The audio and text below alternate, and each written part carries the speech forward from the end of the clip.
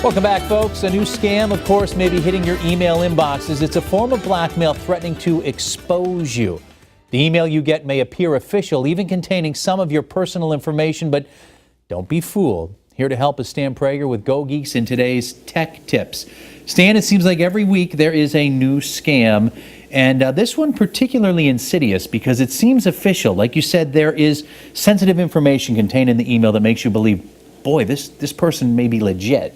Unlike most of the other ones that we've seen, this is not a shotgun approach. This is very much targeted. So they do have some of your personal information, just enough of it to make the email look authentic. What they've done is reach back to previous data breaches. There was a LinkedIn data breach as the primary source back in 2012. So they've pulled people's email passwords and things from that. So this is all information that's available on what, the dark web? So these criminals will buy all these. Exactly. So I mean, I had a client who actually sent me and forwarded me the email.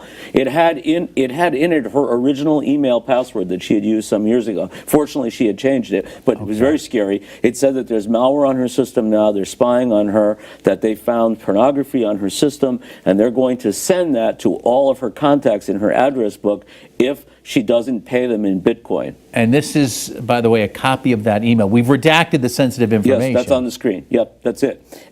So it is very frightening because it looks very official. Obviously, they make the point of actually saying that you may not have downloaded the pornography, maybe somebody else in your household did, but we're sending it out anyway. And they even have helpful hints how to buy Bitcoin and how to pay with Bitcoin, as well as their blockchain wallet Bitcoin number. So it looks very real. People freak out. Obviously, a lot of people are actually paying. Fortunately, my clients knew enough to call me. Right. I've had so far 6 clients that have reached out to me with the identical email.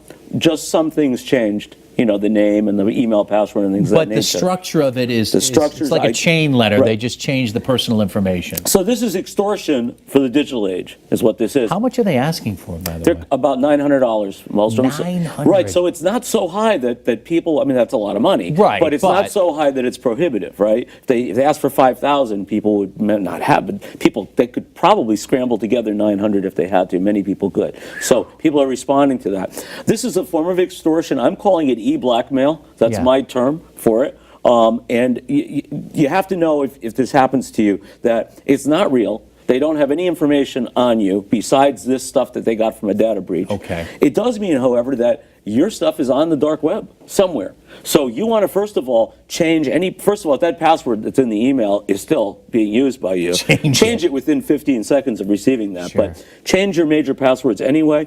Get your computer into somebody to look at. You know, GoGeeks offers this free diagnostic. A lot of people don't take advantage of it. They just don't have the time. Take the time. Because if you're on the dark web somewhere, that means it's possible your system was hijacked at one time. And you can tell by going through it if there's malware installed or a virus or something. And we do that for free. There's no obligation. So, I mean, it's a great way to maintain relationships with customers.